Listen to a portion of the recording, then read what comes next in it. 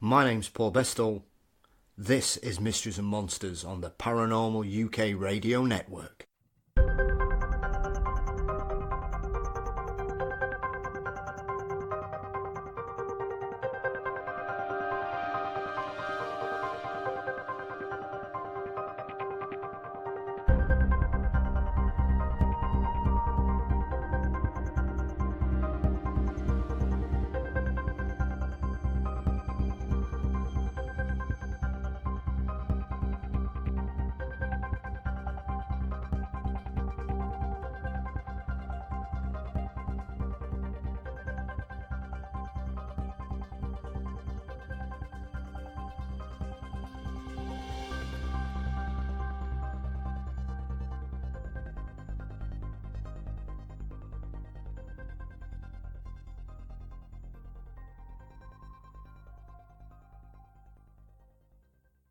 Hi there, and welcome to this week's Mysteries and Monsters.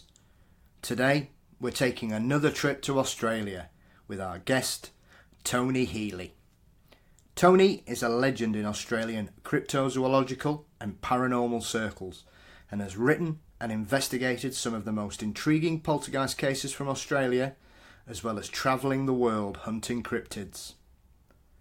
We cover his history and love of cryptids, poltergeists, especially covering the infamous Humpty Do haunting, the Thylacine, his work with co-author Paul Cropper, his fantastic book on the Yowie, and we're delighted to hear there's a new one on the way, and mysterious big cats. Be warned though, this is one hell of a conversation, so strap yourselves in for over 2 hours of thoroughly intriguing chat. Before we join Tony though, we just wanted to say thank you very much for all the positive comments we keep receiving, both online and via email. So if you've anything you want to pass on, you can drop us a line at mysteriesandmonsters@gmail.com. And don't forget, you can follow us on Facebook, Instagram and Twitter. Subscribe to us on YouTube. And we'd love it if you can leave us a nice review on whatever podcast app you use to find us. Anything like that will just continue to help us grow, and we really do appreciate all the support. Now, let's join Tony Healy as we take a trip across the world searching for the weird. Joining me today is one of Australia's most well-known authors, investigators and researchers, who has covered a pantheon of weirdness across the world for over 4 decades, covering cryptozoology and the paranormal. Tony Healy, welcome to Mysteries and Monsters today. G'day there, Paul. Thanks for having me on, mate. You're very welcome. So, obviously, Tony, you're probably most well known outside of Australia for your work on Poltergeist and also the Yowie. I've always found it quite interesting that you're one of those authors that seems to have a foot in both the paranormal and cryptozoology. So, what was your sort of green light that got you obsessed with this wonderful world of weirdness? Oh, gee. Oh, well, let's see. We have to delve way back in time. I'm 74 now, and you're probably familiar with More Than a Legend, the book by Constance White about Loch Ness. 1957, I think it came out, and I must have seen it immediately. It came out, and read it, and I was absolutely entranced. I thought, oh, good grief, that it does seem to be something in Loch Ness there. But I thought, well, someone will photograph it properly, before I grow up. I mean, I was 12 years old then, and time went by, of course, and then I always wanted to go to Scotland, and then I was hitchhiking actually up the east coast of Australia, heading for Darwin to work to save money to go overseas, and I saw what looked for all the world like an American mountain lion in the headlights of the car that I was in. Just very brief sighting. It was very, within about 15 feet of the front of the car. And I thought, oh my God, I must have imagined it. I must have been so tired. But when I got back home to Canberra, I met a young girl whose father had also just got back from the north, and he was telling everyone that he'd seen a mountain lion.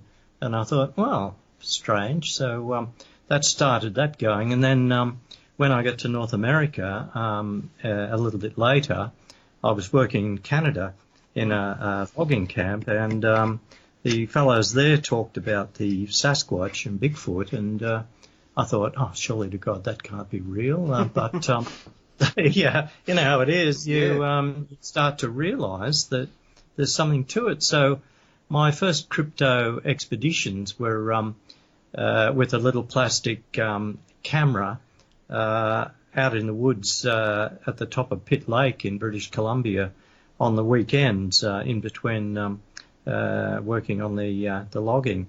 So after that, to cut a bit of a long story short, I got quite obsessed. Got in touch with John Green, the Sasquatch guy, and read all his books and started reading up more about Loch Ness and the abominable snowman in the Himalayas, and decided to do a round-the-world monster safari. So I took me about nearly 3 years to save the money, but I went around the world for 2 years and did nothing but investigate crypto sites.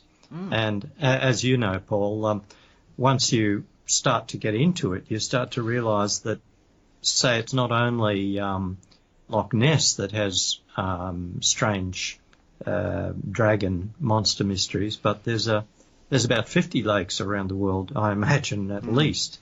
So I visited about 10 of them on that trip, and I've been back since to many others. It just kind of snowballed from there. And then the Poltergeist, well, I had a passing interest in that, had a small file, and Paul Cropper, the ace investigator, the ace archivist, he'd dug up quite a lot of interesting colonial-era Australian poltergeist cases. And Bob Ricard, in 1998, Bob Ricard of the Fortean Times asked if we could do a short article about Australian historical poltergeist cases. And I guess you may well have run across this phenomenon yourself. When you get into Fortean research, it seems like coincidences start to happen. Have you noticed that? Absolutely. It's almost as if as soon as you dip your toe in that pool, it pulls you in. Yeah. Just as well that doesn't happen physically. Very true. But well, that's right. That's a good way of putting it. It just things seem to happen. And I live in Canberra here, and I had all my files and books about poltergeists stacked up on the table, and I was trying to knock together an article, and Paul was doing the same in Sydney. I had the radio on, and our beloved ABC, which is the equivalent of your BBC, of course, was on the radio, and I heard these people talking about objects flying around a house in Humpty Do, Northern Territory, and I thought, what on earth? They're talking about poltergeists. And there was this priest sort of verbally wringing his hands and saying, I don't know what the heck's happening, but my crucifix flies across the room, and so on and so forth. So anyway, to cut a long story short, Paul and I flew up there, and we were lucky enough to become, as they say these days, embedded in that scenario, for 5 days and nights. And it was really happening. There was stuff flying around all over the place. So that's about it. And I don't consider myself an expert on poltergeist, by the way. I mean, despite having written that story up and combined it with about 50 other Australian pulp cases in our last book. But I don't really consider myself an expert at all when it comes to poltergeist. So I don't know whether anyone really is. Yeah, yes, absolutely. I suppose probably the one person who was probably the go-to person in regards to poltergeist cases was Guy Lyon Playfair, who was sadly passed away last year. But I mean, it's very interesting because when I was obviously when I first came across the Humpty Do case, I was blown away by that, and we'll dive into it shortly. But it's as you referred to earlier, it was really interesting for me because there seemed to be quite a good parallel with obviously his most famous case, which was Enfield, was the fact that obviously when that case began, Maurice Grosse, who was obviously the primary investigator before Guy joined him there, was clearly in a situation where he needed something to take his mind because he'd sadly just lost his daughter in a motorcycle crash, I think. And like you say, when you and the Cropster, as he likes to be known, were researching this article, it seemed extremely fortuitous that this case basically landed in your laps, as though it seemed to realise, you know, as you say, that the coincidences are quite peculiar. It's almost as if it was like, right, well, I know what you're doing, so come and have a look at it. Yeah, yes, that's quite right. In fact, at the risk of boring your listeners, it was actually even more of a strange coincidence than that. It was sort of a double-barreled coincidence in a way, because, as I said, we were researching poltergeist cases down here in the south of Australia. And we heard about the Polt case up north, but we were also, or rather Paul had also just recently been in touch with a lady called Katrina Tucker, who had a mango farm about 6 to 8 kilometres from Humpty Do. Now that's very close in terms of the enormous Northern Territory. It's just around the corner. He'd been talking to her about a Yowie event on her property, and she seemed to be a really good together sort of a woman. It back in those days, in the 90s, we still thought of the Northern Territory as being sort of outside of classic Yowie territory, because most of almost all our cases came from the eastern seaboard, but we now know that they come from all over Australia. But in 98, we thought, oh, gee, she seems, really fair dinkum, as we say here, in our weird Australian way. She seemed really fair dinkum, and we thought, well, hell, maybe it could be, because we knew there were Aboriginal legends about Yowies up there. Anyway, so we were sort of tossing up whether to go and see her, which is a big ask. I mean, it's a hell of a long way up there. And we were sort of talking about that and saying, oh, no, it's too far. And then we heard about the Poltergeist case practically next door up there. So we said, right.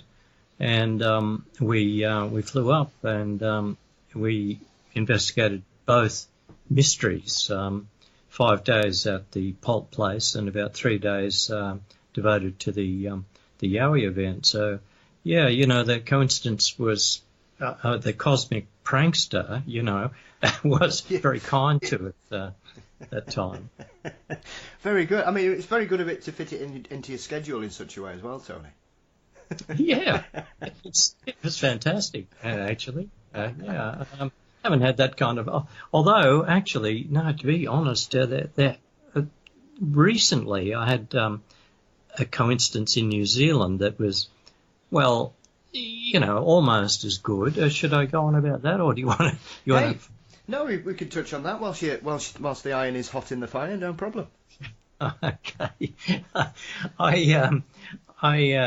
There's a friend of mine in New Zealand. I don't know whether you know Bob Bartholomew, Dr. Bob Bartholomew. He's he's a sort of a skeptical writer about Fortean stuff. But he's very, very interested. I mean, he's written a book about Bigfoot and everything. He's seen tracks. He's written about 17 or 18 books about various things.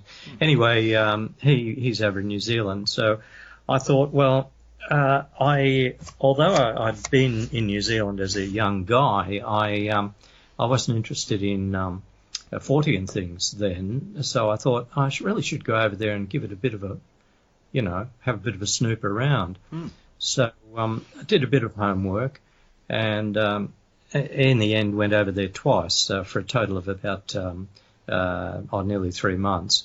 But the coincidence I'm about to talk about involved a guy called Paul Braxton, who is now a good friend of mine, and he had emailed me in Australia before I went and said, look, I hardly know how to describe what happened to me, but he said he and a friend had been chased by an 8-foot tall humanoid that near New Plymouth in New Zealand. The thing that he could only sort of assume, or he said the nearest I can think of is Bigfoot, but of course, we don't have them in New Zealand. The thing burst out of some scrub on a beach just as the boys were wondering what this big bright light was that was coming in off the sea. So, once again, you got the sort of a hint of UFO activity and then a humanoid thing, which, you probably, I imagine you've read cases like that. So I caught up with Paul. He took me to the spot and described the whole thing. And then I headed off down to a place called, having a senior's moment here. I was going to look for a lake monster. There were lake monster stories down the southwest, a small lake down the southwest of the North Island. I'll think of it in a sec.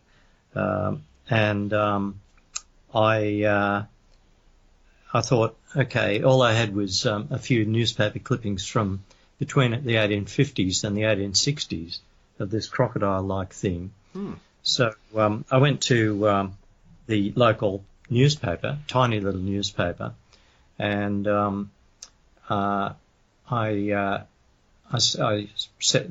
got a young lady journalist out, very young, only about 19 years old, and I said, look, this is going to sound pretty funny, but has anyone talked about monsters in this lake of late?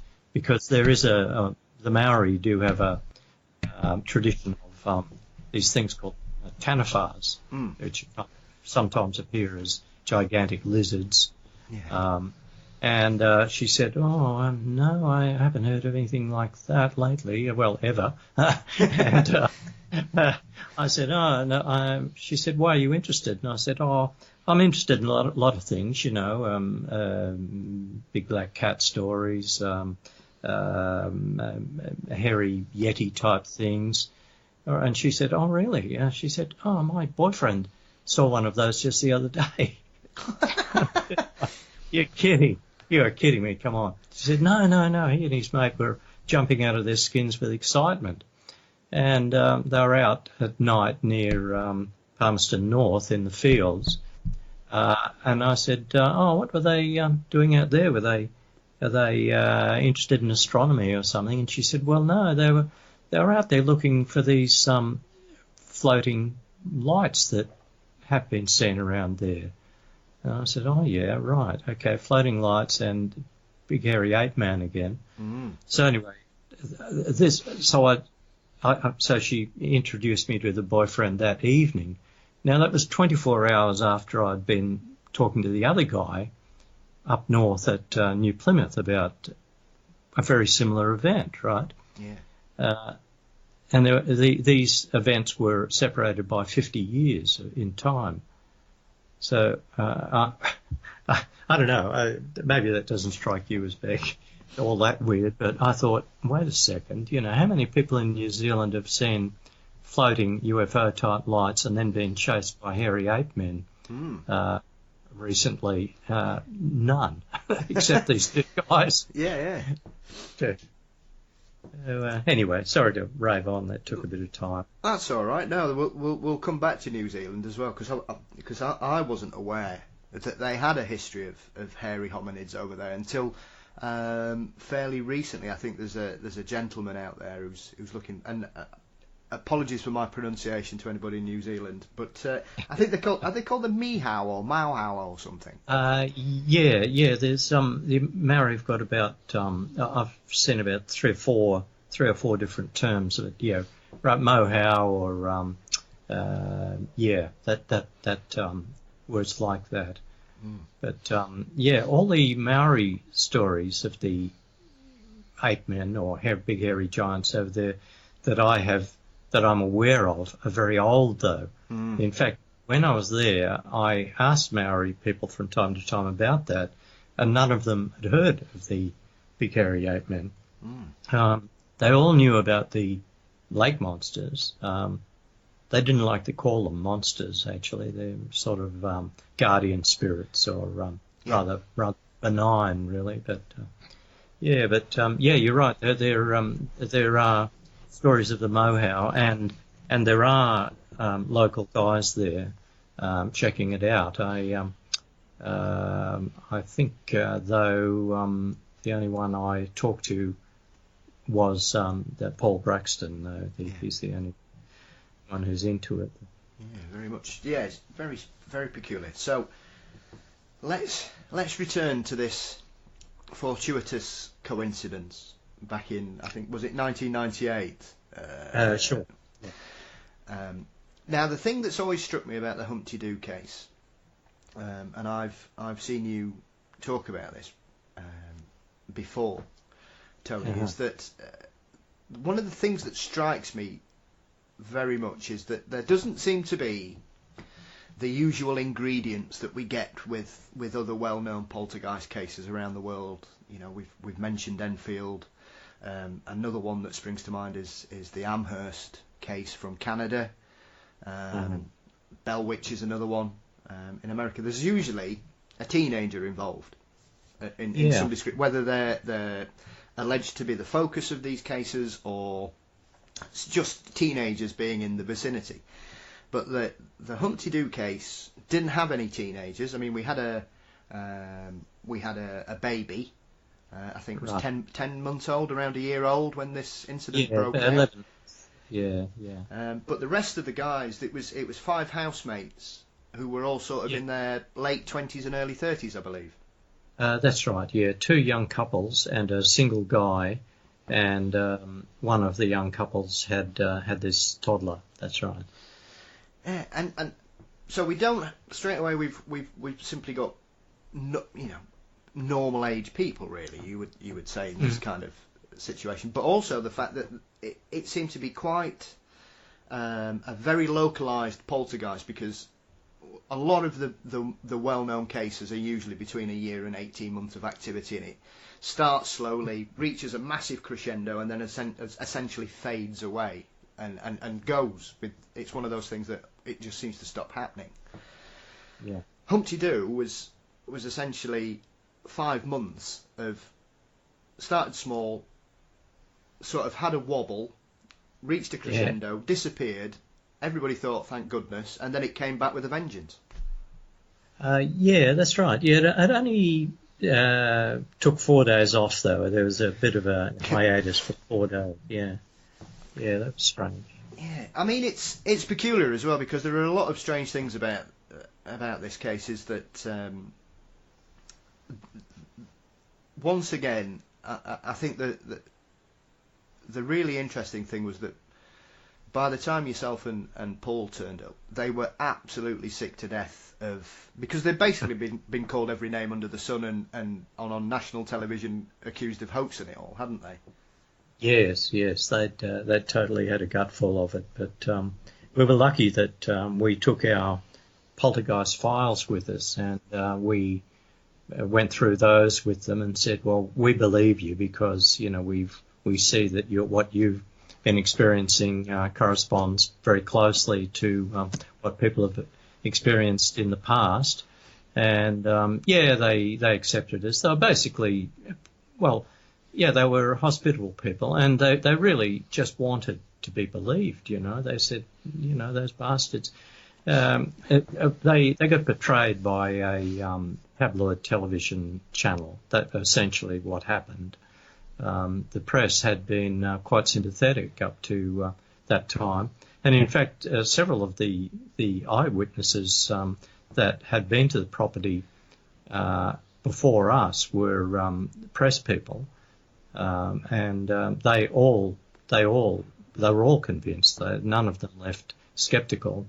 And in fact, the television crew that had been there in the week before we got there, the television crew from the tabloid television program that ultimately betrayed them, all of those fellows were convinced it was real. None of them doubted it.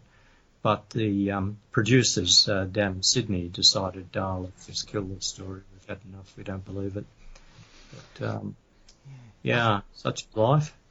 Very true. And I think it's a little frustrating because I think it's one of those things where, as with Enfield, there's an incident that you can, because obviously in the Humpty Do case, the evidence for the hoax is one of the housemates' reflection in a glass window, I think it was, wasn't it, or something? A glass-fronted cabinet, yeah. And that, as soon as that happened, they're like, right, well, that just proves everything's a hoax, and obviously there's a similar situation at Enfield. But it baffles me, Tony, that it seems that this simple explanation ignores some really peculiar behaviour, because I think there's a similarity as well with Enfield, because obviously Enfield, one of the things that sceptics don't tend to focus on is the fact that somebody ripped a massive iron fire off a wall. Yeah. And everybody goes, oh well, that it's like it's never mentioned when they try and dismiss the case. It's one of those things that, like the evidence of the police officers turning up and seeing a chair move across the floor. Humpty Do, they had the same kind of thing where things were ripped from the walls, didn't they? There was ripped from walls, more things thrown about. Before we got there were electronic devices like video players and things like that thrown across the room and smashed. When we were there, it was mainly small objects, spanners, knives, bullets, and broken glass, a few other things, nuts and bolts, and stones, of course, stones falling through the, evidently just appearing underneath the ceiling and falling on the floor, or in one case on Paul's head. But yeah, it's funny, as Paul said, or he said a couple of times, what is it about poltergeist and stones? Why is it almost always stones? Everywhere around the world where you get poltergeist events, 90% of the time they'll be showering people with stones, amongst other objects, but the stones seem to be almost more of a fixture than the proverbial adolescent child, That's, yeah, I mean, there tends to be a high level of mischievousness in quite a lot of these cases, but I think one of the other aspects of Humpty Do is that there was, whatever this was, had quite a malicious streak, because it seemed as though it was aware of these people's emotional state, because obviously as a precursor to all this activity, they'd all been touched by the tragic death of a friend, hadn't they? And as the haunting developed, it was almost as if the Polt knew what had happened and wanted to kind of play with their emotions even more. Yes, it was quite, it was verging on, well, it was quite sinister, I guess, really. Yes, I don't know whether you're, I mean, you're obviously really familiar with the case and across, I don't know, maybe, should we just spell out the sequence of events a bit for the listener, or? Go for it, Tony, dive in. Yeah, look, I may sort of forget the odd detail, chime in if you like, because it's a while since we wrote the book, and we're concentrating on Yowies again here for years. Yeah. It seemed to start with one of the young couples, the parents of the toddler. The husband told us that he and his wife had experienced a few odd things in earlier other residences, even down in New South Wales at a construction camp where she'd been the cook and he'd been a driller. Coffee cups had moved out of the kitchen all the time. They'd just disappear and be found full of coffee, but perched unfeasibly up on top of high poles and so on. And a knife was found stabbed into a carcass of a pig in a locked cool room. So that was, they thought there was something odd. But they thought, there's just some psycho in the camp or something. Yeah. But then they had stones hurled through the front door, which was, well, the doorway in another place in the Northern Territory. But they thought it was kids with slingshots.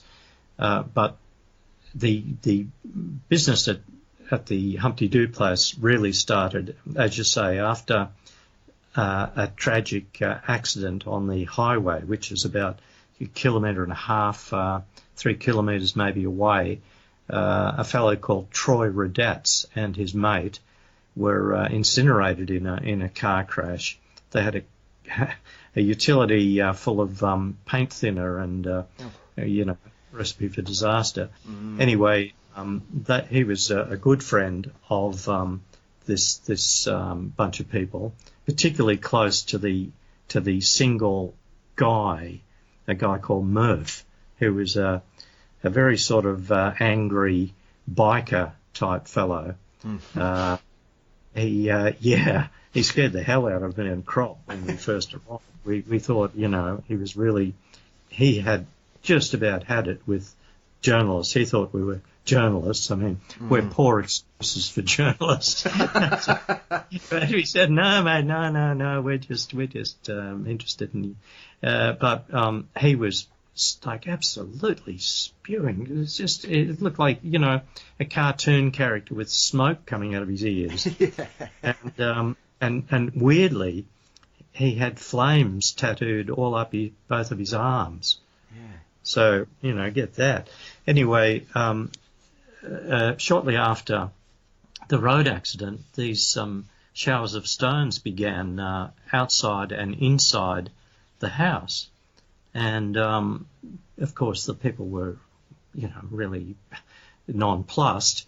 And then things started to appear like writing on the walls and on the floor, formed out of pebbles. These pebbles that fell indoors would be shoved together in the form of writing, saying things like car and fire and help, if you can dig it. I mean, it's like clearly whatever it was. They naturally thought, well, is Troy trying to tell us something? But why is he smashing all our stuff? Because the furniture started to get smashed up at the appliances at this stage. And they thought, no, it's not him, it can't be. And they thought, whatever this is, it's been listening to our conversations about Troy, and it's playing on our fears. That, they're full marks to them. They they thought this out, and they eventually marched through the house yelling out, "You're not Troy, you effing bastard!" Back off and leave us alone. And all references to Troy ceased, but there were still nasty messages like "Die tonight" and things like that scrawled on the walls in magic marker, Anyway, they called priests, as you do, when you get a problem like that. Yes. Even though they're all atheists. That priest that I mentioned on the radio, he turned up and he blessed the place. He didn't know what he was doing. His Bible got thrown all around the place, and his crucifix. He went there several times, saw a lot of activity. They called the building was owned by, they were renting it. It was a 5-acre property, and it was owned by a Greek family. So somehow or other they got a Greek Orthodox priest. He turned up and he went the full Monty, as we say in the book. He put a cloth over a table and lit candles and incense and started reading out of a big black book. I didn't see this, mind, but the resident said that this man's right arm kept getting wrenched away from the book and twisted behind his back, and sweat was pouring down his face. And he said, I've never struck anything like this, and I can't do anything about it. Also, an Indian man of Indian nationality, a priest who was on rotation to Darwin Cathedral, he came down and he said, you got, that's your problem. You got a poltergeist. I've seen these things before in India. And he said, look, I'll bless the place, but it won't work. It'll go away. It'll go away when it wants to go away. So that seems to be about it. But a knife, again, I was only told this by the people who were there. One of the journalists interviewed the priest, Father Stephen, and confirmed there's a knife flew across the room at one stage and straight for this priest's chest, and he just stood there. The knife stopped in midair, a metre from his chest, and fell on the floor. And he said, that's what happens. They won't hurt you. They make a lot of threats, yes. Anyway, we saw a lot of stuff, but just to hopefully not ramble on too long. You're fine. Although there was no adolescent child present, as there seems to be in about 80% of cases, the mother of the toddler was she was very hospitable to us, and she was as nice as any of the others, but she had a kind of a strange manner. She would sort of look at you as if she was looking right through you. It was a little unnerving. Perhaps we were a bit on edge, but we both said, gee, she's a bit odd. And she said there was a case back in 1921 here in Australia called the Gyra Ghost Poltergeist. So you probably know about that one. Very famous case. Minnie Bowen. It was focused on 12-year-old Minnie Bowen, and Minnie her manner was described as being just like this lady up in the Territory. That's not to say, either of them were mad or bad or anything, but anyway, the other housemate said, look, this stuff happens all the time, whether this lady's in the house or not, but it happens more when she's here. So it certainly happened when only she and Paul Cropper and I were in the house together, just the three of us. But as for the triggers, there was no adolescent child, but there was the terrible death of the friend. There was a strange incident where the woman, the mother of the child, looked out the window one day while she was there by herself, and there were two Aboriginal men. She said they looked like desert Aborigines. In other words, really dark, tribal, traditional-looking Aboriginals. And they were digging a hole with their hands underneath a mango tree just outside the house.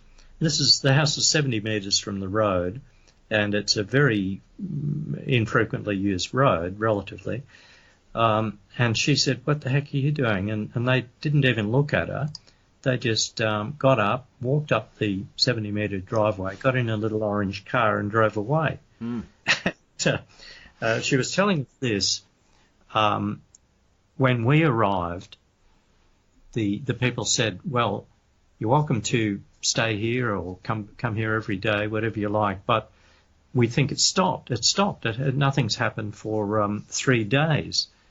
And we said, "Oh, God, just our luck." and the woman said, "Yeah, everything stopped after that incident with the Aborigines." And they showed us where the hole was under the tree. It was still visible, and a shallow bowl-shaped hole. Anyway, I said, "Do you think it sort of lifted, they were sort of lifting a curse or something?" Because her husband wondered if it was an Aboriginal curse, because he was quite a racist, which is, a bit of a shame. He was nice enough to us. Yeah. But he, like a lot of blue-collar workers up in the Northern Territory, he was a bit, prone to insulting Aborigines, and he thought that maybe this had got about a bit, and somehow or other there'd been a curse put on the house. But in any case, after we were there for 1 day, all of a sudden the activity started again. So it had stopped for 4 days after the Aboriginal people were there. So there was the death of the guy in the road accident, the Aborigines, the original owner of the house, and his wife had lived there, had built the house, bought the property, and lived there for 20 years up until about 95, 93. And he was a Greek fellow who'd self-made man, and this was their dream house, their dream property. But he went guarantor for a friend on a business loan, and in the mid-90s the bank repossessed the property.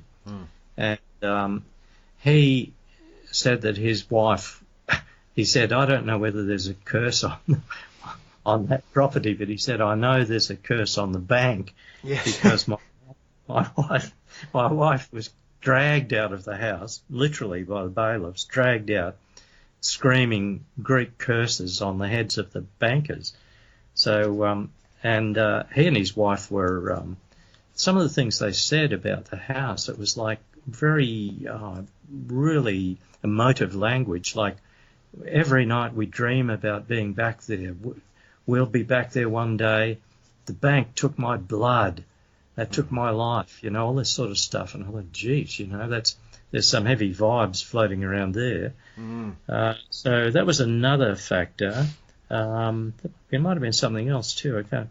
But no, that was about it. So sorry again to. That's quite all right. I mean, that's always something that struck me, is that. Because I've heard you speak about this case before, and you've never been backwards in describing the character of the people involved, because I think sometimes there is a sort of sympathetic slant towards the people caught in the middle of these maelstroms, Tony. And yourself and Paul have been very matter of fact about these people had very I think the nicest way we can say it is disappointing views about other people. Yeah. I mean, there was 5 of them. I think one guy, I think, was not a racist. I mean, he was a particularly gentle sort of a fellow, nice fellow. never heard him say anything in that line. I mean, they weren't sort of jumping up on tables like Adolf Hitler in the beer hall and screaming. No, they were just, they worked their guts out. They were very hard workers. And it's hot up there, I know what it's like. I did hard physical work up there myself years ago, and, you go half mad, or troppo as they call it, Yeah, very much so. I mean, it's interesting as well, like you say, when you refer to the original owners. There's a lot of emotion involved in this situation. I think both from the original owners and also, like as we mentioned, in regards to these people who were obviously still in the stages of grief, as you would be when you lose it, regardless of the circumstances. Tony, there is always grief involved when you lose a close friend, regardless.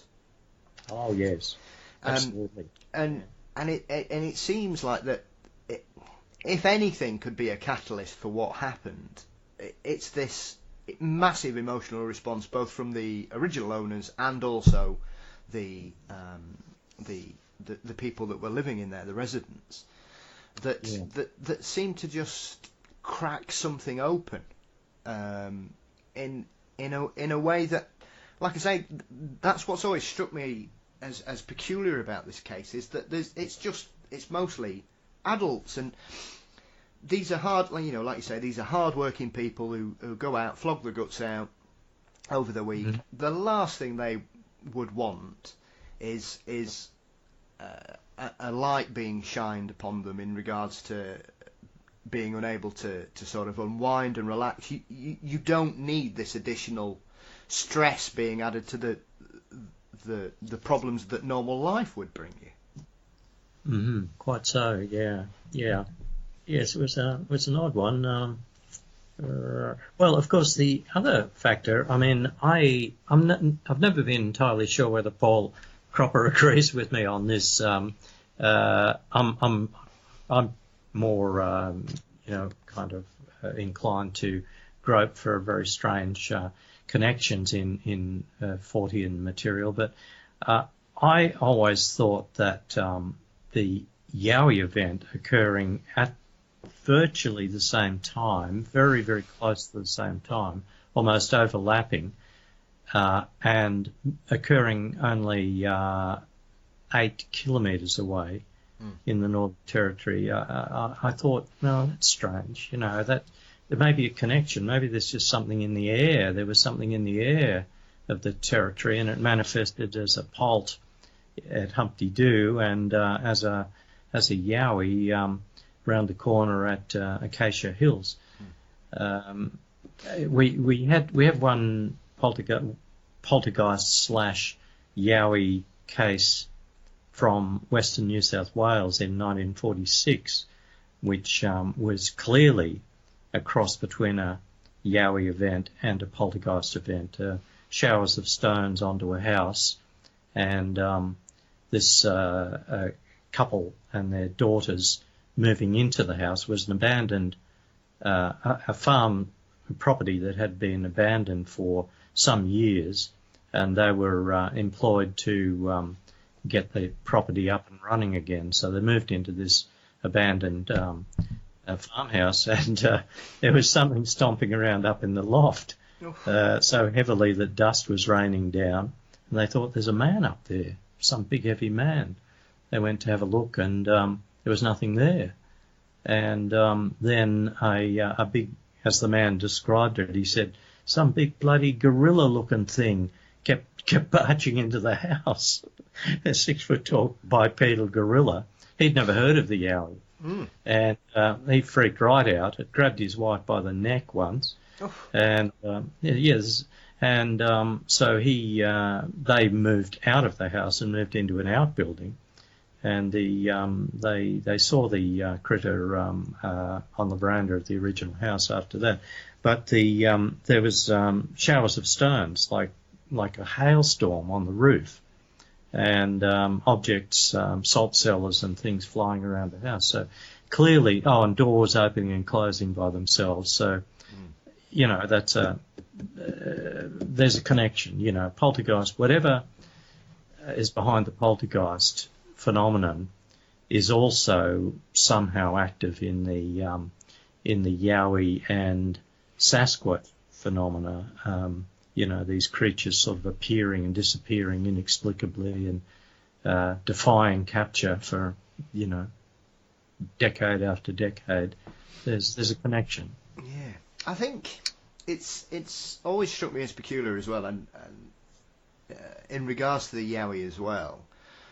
Once again, and I've said this to a couple of people I've spoken to in regards to the Yowies. I've always found it really fascinating that you've got the same parallel in regards to the Aborigine stories of the hairy man, as well, when you compare it to the Native American and First Nation stories of Sasquatch and Bigfoot. They are endemic in their oral tradition and storytelling that goes back hundreds of years, and it's only a modern phenomenon when you view it through the lens of newspaper reports, because those stories were always there. It's just a case of, well, when, colonial era, when will the colonials finally take notice?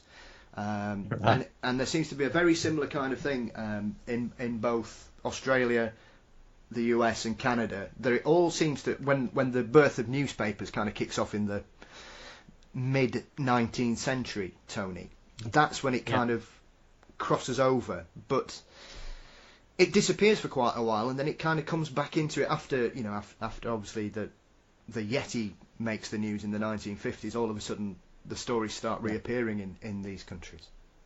Quite so, yeah, you're spot on there. I think it was the Yeti, the 1951, wasn't it, around that era? Yeah. And then people in Canada said, "Hey, wait a minute, didn't some of the old ones say we had something like that here?" And yeah, it's well, as I think, I think I cleverly say, I'm wearing this sort of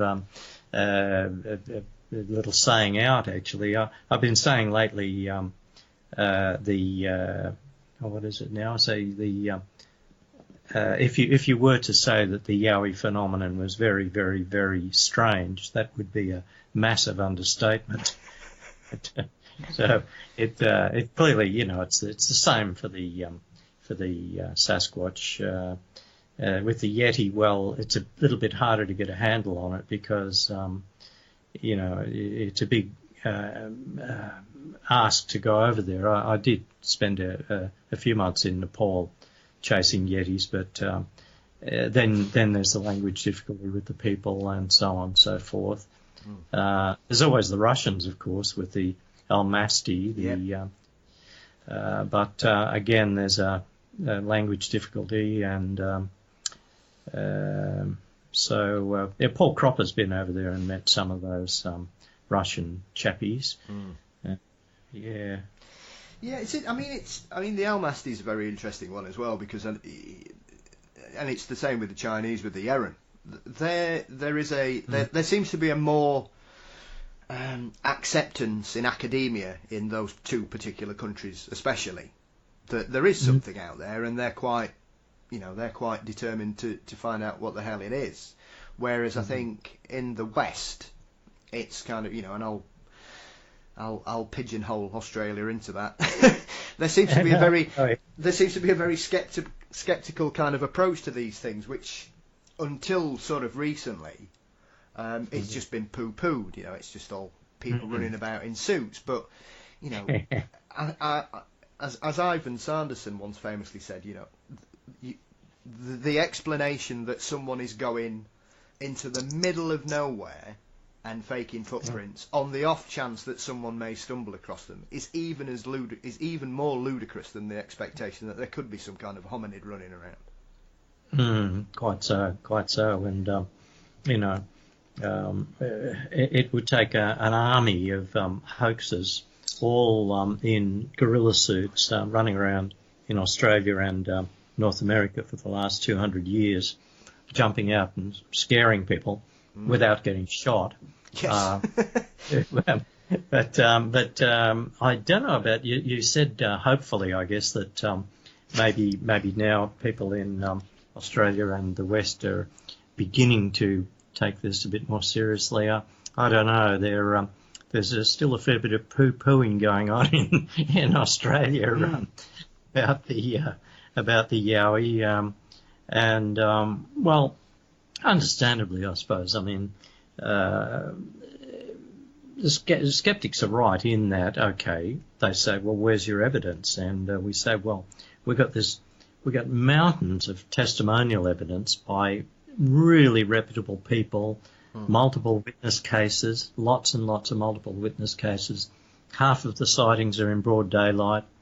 The modern eyewitness accounts match, broadly speaking, the Aboriginal law. But no, we don't have a single solitary finger bone of the Yowie to show. Actually, we're a bit worse off than the North Americans when it comes to footprints too. They're as rare as rocking horse poo, really. Yeah, there's a few, but irritatingly, they're often three-toed or four-toed or even six-toed. Whereas, well, as everyone knows, if these things are hominids or hominins, they'd have to have 5 toes. But I've still, after all these years, only got a couple of plaster casts of decent-looking 5-toed tracks. Do you think that's more to do with the fact because I've always found it really interesting that outside of Australia, it baffles me that more people, especially in the cryptozoology field, unless you're really into it, Tony, for a lot of people, it's only sort of the last 5 to 10 years that people outside of Oz have become aware of the Yowie.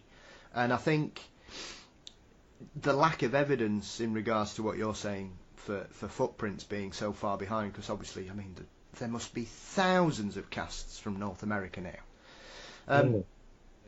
Is it simply that people just didn't go looking for it for so long, and it's only recently that people have started getting out there and thinking, hang on a minute, there's something odd going on here? Well, I don't know. As I intimated, I lean very heavily now towards the paranormal or supernatural explanation for the Yowie. I mean, well, for one thing, how can the same sort of big, hairy, uncatchable ape men be in every state and territory of Australia and every state of the USA and every province of Canada, not to mention the Himalayas and China and Russia? I mean, it can't be. It cannot be that they're real. And nobody has ever successfully shot one. I mean, there have been an awful lot of stories of them being shot and letting out a terrifying scream and running away. But and they get clipped by cars and trucks, but never flattened and killed. I think the supernatural, and in fact the Aboriginal law really is saying that they're half spirit and half man. They're real, but I've been told this in so many words. Well, mate, they're real. They're out there, sure. Yeah, you can't catch them. No, you can't catch them.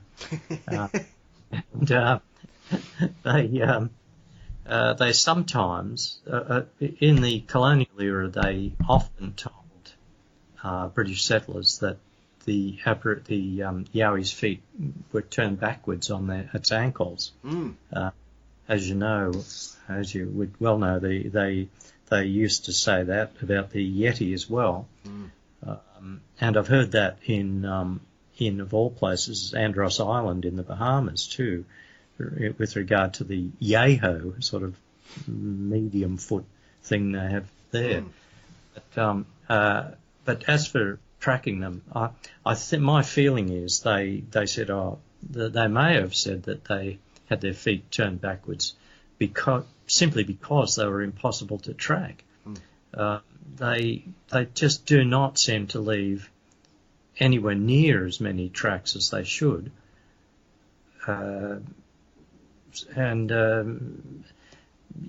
Sometimes, as I say, sometimes the tracks that are left are three-toed.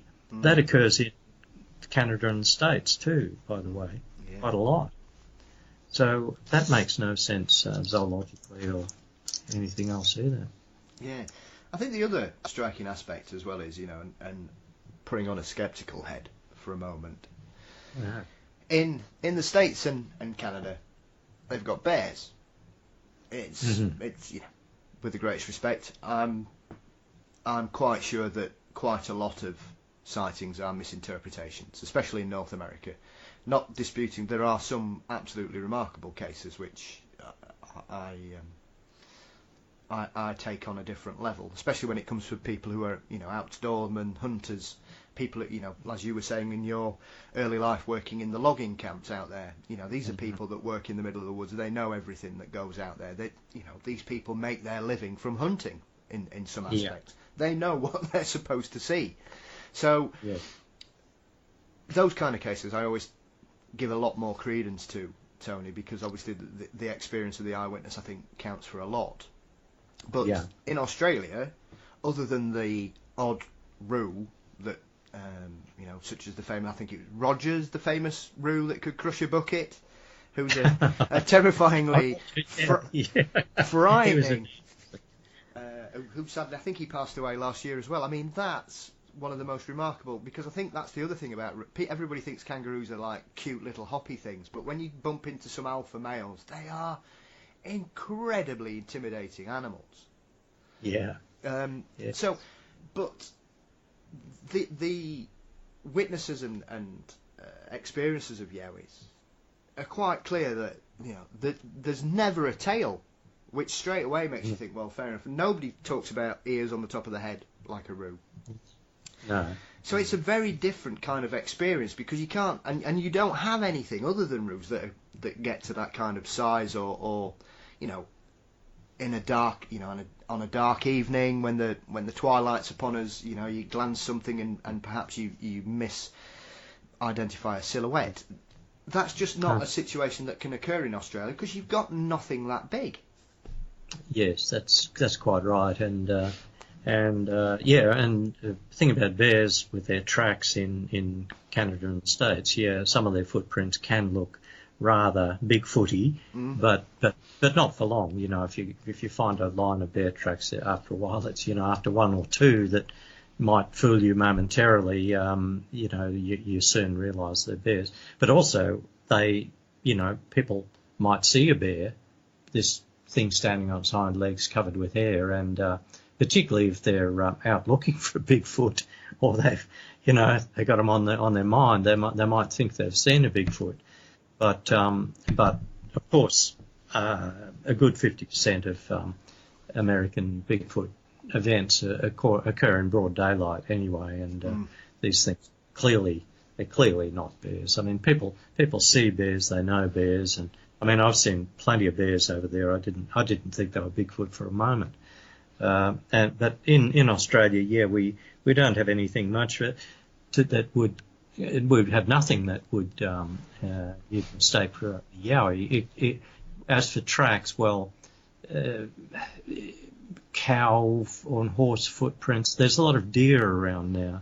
The deer in Australia are breeding up like crazy, and I've seen a few pictures. People send us photographs of what they think might be Yowie tracks. Some of them probably are, but often it's just one solitary track. You think, well, it looks kind of half reasonable, but it could be anything. It could be anything, It could be a kangaroo track trod over by a deer, or it's anything, a wombat.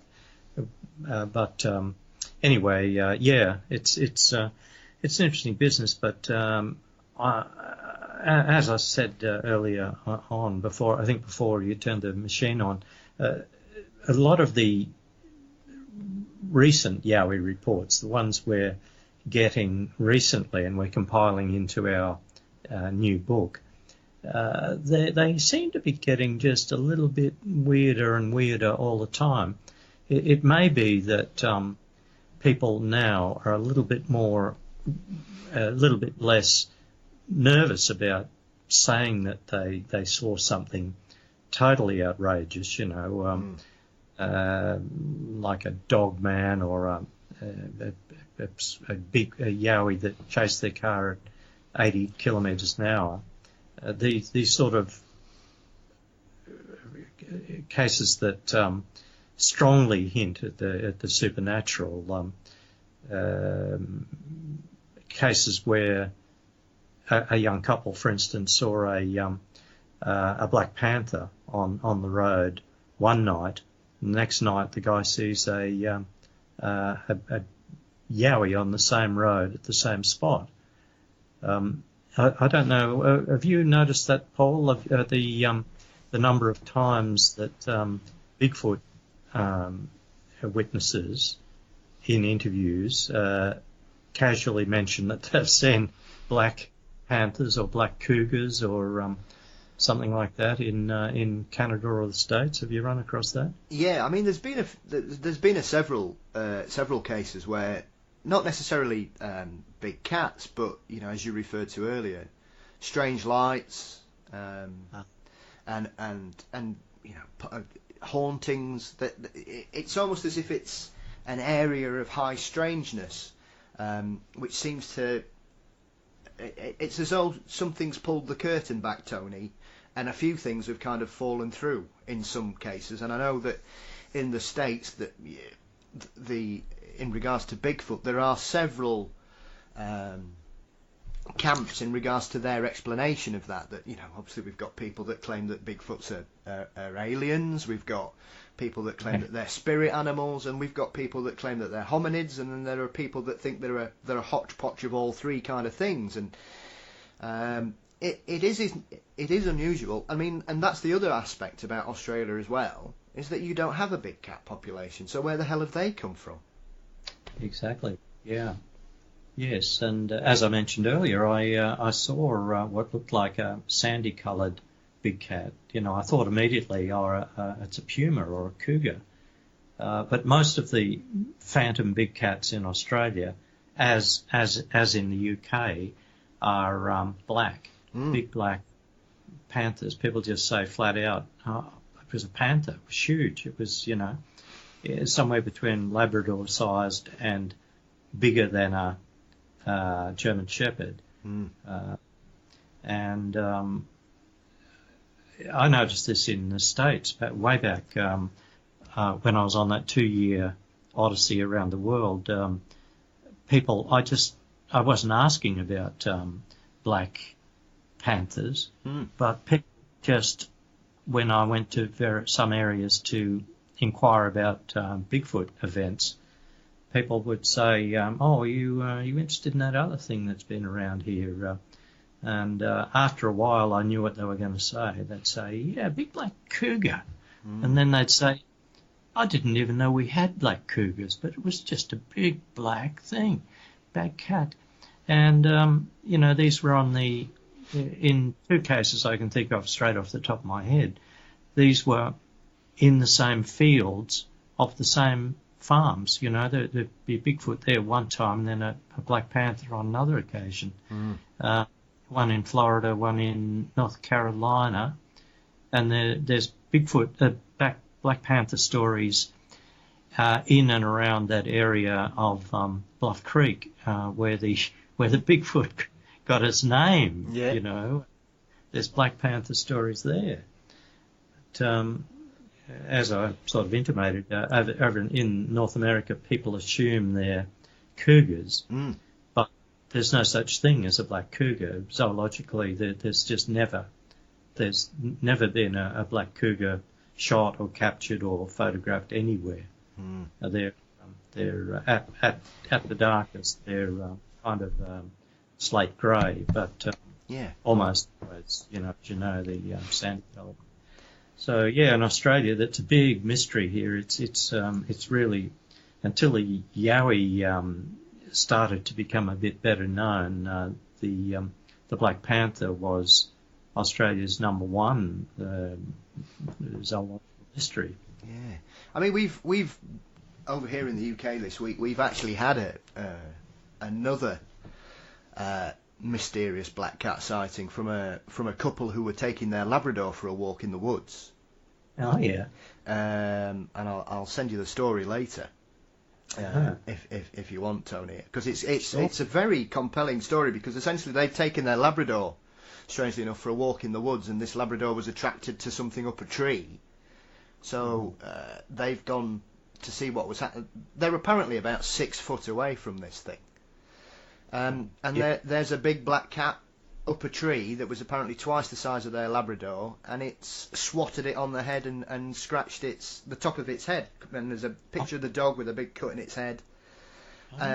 They won't admit they've gone to the police and they've gone to the Forestry Commission, and it's gone to the papers, but they won't say their names, which people go, oh well, they're obviously making the story up. But then we think, well, if they put their names in the press, everybody's going to call them either liars, hoaxers, or delusional. But that happened last week, and it was in Northamptonshire, which is not an area known. I mean, there's been a few stories over the last sort of 10 years in that particular area. I think there's been about a dozen alleged sightings of something running around in the farmland and the woods of the area. But this was it's a very compelling story, primarily because there are 2 eyewitnesses, an injured dog, and the distance they were actually able to see it from. But once again, we don't have anything like that in the UK at all. There is, our largest domestic cat these days is the Scottish wildcat, which is extremely rare. But other than that, other than fat domestic moggies, we don't really have anything like that. So it's a very peculiar scenario. It really is, isn't it? And of course you've got quite a lot of footprint casts, not to mention lots of animals just ripped to bits. I've seen a couple of those myself over there. It's a strange thing. I have a funny feeling maybe a clue to all of this cryptozoological sort of mess. Maybe the Black Panthers are going to provide us with some kind of a clue, because, as I say, we've been collecting all these couple of hundred stories to put in a new book about the Yowie. And these days, if the witnesses don't sort of spontaneously mention that they've also seen a Black Panther, we say, oh yeah, there's a lot of strange things out in the bush probably, who knows, we're interested in all kinds of mysteries, and sort of leave that dangling for a minute, and people say, and we might have to push it a bit further and say, oh, I don't suppose you've seen anything else odd in your travels, and most still say no, not really, but very frequently, I would say about 1 in every 8 cases now, people say, well, as a matter of fact, a few years ago or a few weeks ago, I saw this bloody big black panther. Nothing strange about that. They say they're feral in Australia. They must be, because people see them. Now,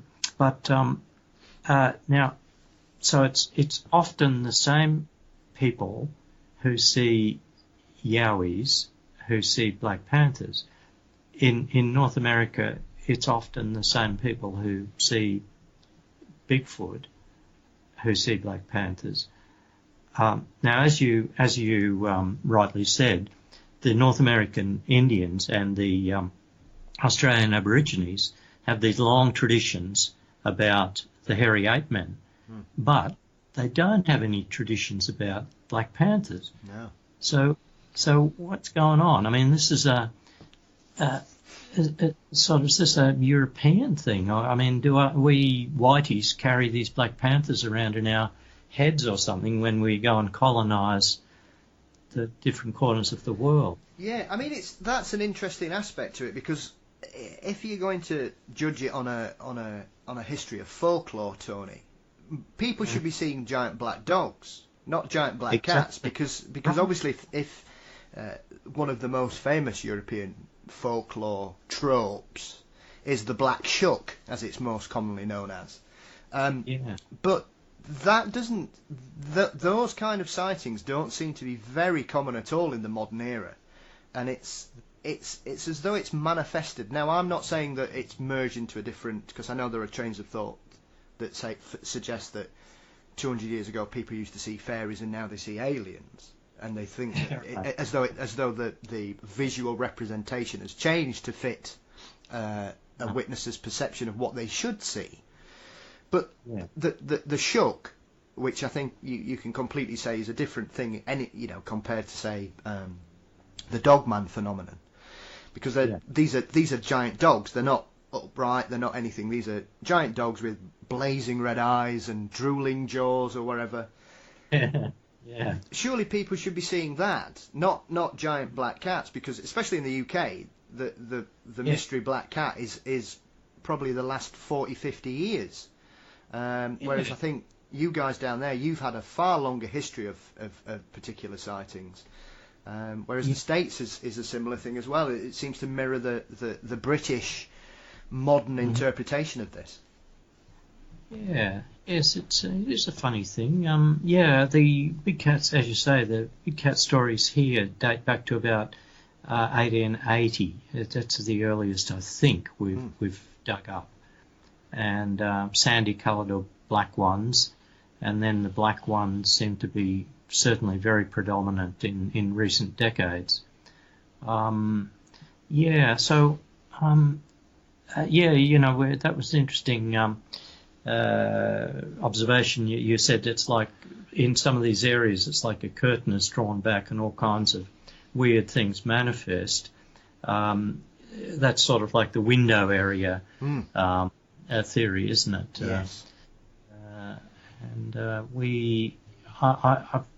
I'm a very keen map collector, and I love highlighting areas on maps that have multiple weird sightings, both here and in other countries. And in Australia, well, it seems to me that in North America and the UK and here and maybe Europe, Western Europe, there's a kind of a suite of weird things that turn up in these window areas. There's the big black cats, there's ghosts, poltergeist activity, ghostly activity, floating lights interpreted as UFOs and maybe even saucer-shaped things. So you get Black Panthers, ghosts, UFOs, little people. They still crop up. I've spoken to quite a few people who say they've seen fairies in Ireland and the UK and even here. And the big hairy men, Bigfoot, and lake monsters. I guess the big three are lake monsters, big black cats, hairy ape men, so that's sort of the suite of strange critters and things that you get in North America and in Australia. But in Australia, and this might be a clue to unravelling all this. In Australia, we have something else as well. We have the Tasmanian tiger. Absolutely. Now, we really hope against hope that they really exist still in Tasmania, flesh and blood. But they're seen all over the bloody mainland as well, particularly in some hot spots. But quite a lot of people who claim to have seen Yowies also claim to have seen Tasmanian tigers on the mainland. Now, skeptics would immediately say, they're fantasy-prone individuals. That proves it,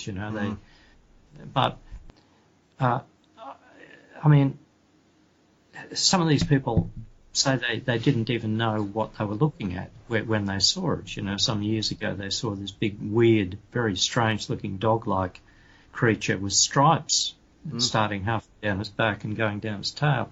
And it was only later that they realised that what they'd seen was a thylacine. Well, I sort of don't want to make too big a deal out of it, but it just seems like, okay, you got the same suite of weird critters in several different countries, but in Australia we have that extra one, the thylacine. So is this significant? I don't know, but I think it might be. I'm just not too sure. Yeah, I mean, well, that's quite interesting as well, because obviously we've had the news report that came out a couple of days ago from the Tasmanian government about, I think there's 8 sightings that they've had in the last 3 years from a large amount of people, and that's kind of hit the newsstands in the last 2 or 3 days, and once again you get this complete no, they're all wrong, they're all seeing mangy foxes, or wherever. But I mean, it's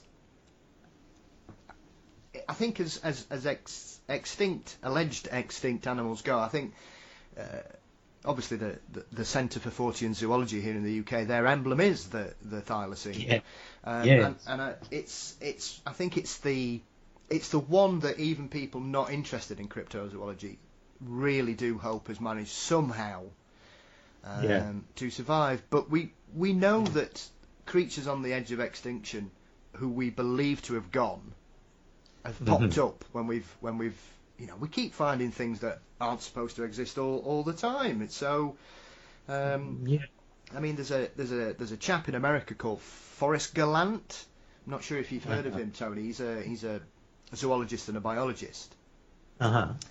And he's doing a series about alleged extinct creatures around the world. I think he's just doing his 2nd season now. And so far he's found 2. He found the cloud leopard. Oh, yeah. And then he found a giant tortoise. Now, how you can misplace a giant tortoise it baffles me. I think that hadn't been seen or catalogued for over 100 years, and he went looking for it, and they found it within about 3 weeks. Right, yeah. That was on the Galapagos, wasn't it? Yes. I mean, apparently the tortoise had been stooging around there for a yonk, but I mean, it's only a sort of a subspecies, isn't it? It's not like he suddenly discovered the abominable snowman or something. Sadly not. But still, got full marks to him. That's fantastic. And I did read about the cloud leopard. Well, good for him. He should go to Tasmania. He seems to have the magic touch. I was down in Tasmania with Richard Freeman, from Centre of... friend of mine, yes. He's the I call him the Indiana Jones of cryptozoology. He really throws himself into it. He's a great bloke. But those stories recently, just the last few days, they were from a Freedom of Information request that my mate Mike Williams had put in to elicit stories. And there was, as you say, there was about 6 or 8 pretty interesting stories. But Mike has been down to Tassie now, about, I don't know, a dozen times. And between him and Richard and myself, and particularly old Cole Bailey, the veteran Tassie Tiger, down there. There are many, many more than just 8 reports. There's a lot more. Oh, yeah. If you go down there for, I don't know, 2 or 3, 4, 5 weeks and, just hang out, look around, ask around, and you will meet, you'll find someone who reckons that they've seen one of the tigers. And I hope, everyone hopes they're real, they're still surviving. Of course, every single day that goes past makes it less likely, because one really should have been run over by a car well before this. I just don't know. I hope like hell they're there. But we get, as I said, we get a lot of reports from the mainland as well. And some of the witnesses are exceptionally good. Like a woman, for instance, who bred dogs. She knew every breed of dog. Yeah. And she said this thing was walking around right in front of a car in broad daylight. We've had scientists. One scientist I can think of who saw one in daylight on the mainland. But they're like the Yowie, aren't they, in this respect, that nobody seems to be able to catch one or photograph one properly. So, and they crop up in these hotspots, these window areas. There are areas in Western Australia there where people often report black panthers, sandy-coloured cougars, and Tasmanian tigers on the same roads in the same small area. Same in coastal Victoria near Lang Lang, Wonthaggi area. I've spoken to people down there who claim to have seen black panthers and, on other occasions, thylacines. I mean, it's just beyond the laws of the probability. It's just. Yeah, I mean it's odd as well because I'm trying to desperately remember. It might be Cole Bailey, so forgive me if I'm wrong, Tony. You probably know this better than me, but I remember once seeing an interview with a guy who claimed to basically was asked about Tasmanian tigers, and he said, "Oh yeah, I know they're there because I've even had one in my arms, and it apparently ripped his shirt." I mean, this is about 20 years ago. I'm trying to think of his name, but he was absolutely adamant because he'd basically grabbed hold of one. Oh, right. Well, no, it doesn't ring a bell with me, that one. I mean, again, as with the Poltergeist, I don't claim to be an expert on the Tassie tiger. I've been there on 2 expeditions. No, I don't remember that one. Cole Bailey, no, he has seen 2 thylacines, but both sightings were a little bit odd, and me, always sort of antenna out for the supernatural. He saw one in South Australia. He was in a kayak on Lake Alexandrina at the mouth of the Murray, and there's been a lot of reports from around there, lots. And but he didn't know about them. This is years and years ago, about 1965. Yeah. And he saw this big dog-like thing on the beach and started paddling over towards it. And he thought, gee, that looks odd. He didn't see stripes, but it was a very strange shape, had that big kind of kangaroo-like haunch and funny tail. And he went ashore, he went into the scrub, and he could see where its tail at times was dragging along behind it on the beach. Well, dog tails aren't like that. I've talked to a bloke in Tasmania. I've seen his photographs actually of similar tracks and tail marks there. But that was odd, and that got Cole kind of interested. And when he moved to Tasmania, he got really interested. But he saw in all of his expeditions, arduous expeditions into that terrible wet forest down there. He saw a Tassie tiger once. He was got out of his tent, and it was wet and rainy, and he went to relieve himself, and was just standing there, pointing Percy at the panorama, so to speak, and he saw something coming through the bracken fern down a little animal trail towards him.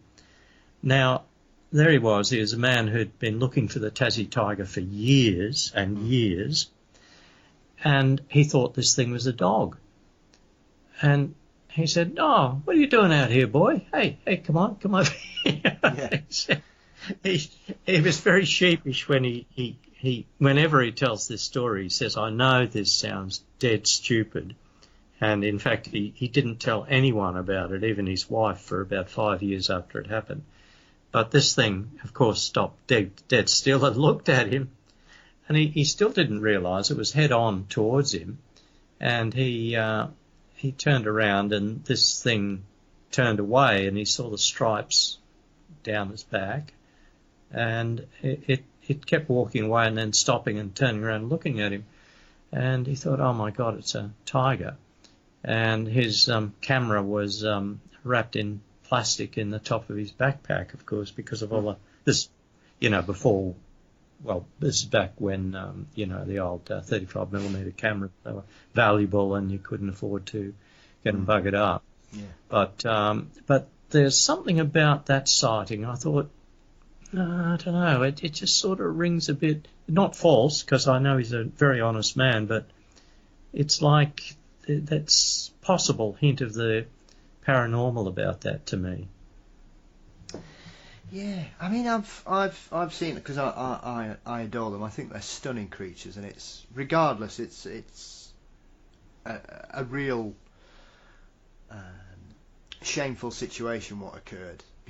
And the tiger's not the only creature that has suffered an unfortunate human-led cleansing based on misinformation, fear, and superstition, you would suggest, because these creatures were supposed to be ravenous, sheep-eating monsters when the historical evidence says that's probably not true.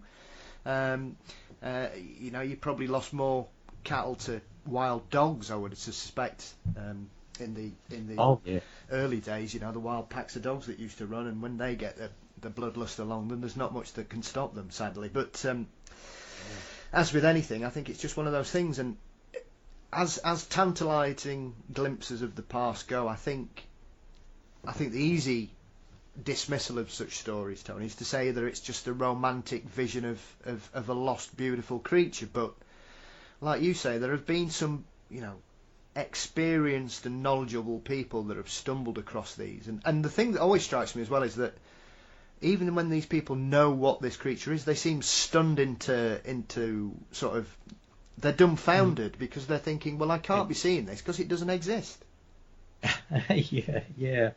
Yeah. I think maybe, let's assume that the Tassie tiger does survive in Tasmania. I think it will be photographed successfully, not by a human, but by a dash camera, in the car.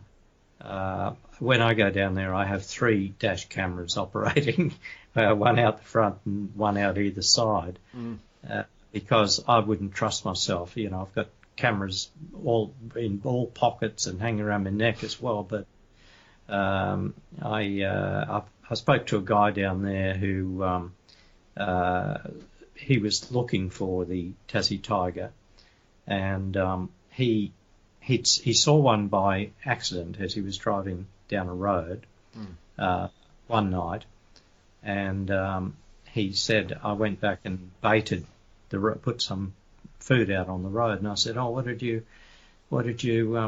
bait it with? And he said, a barbecued rotisserie chicken. What?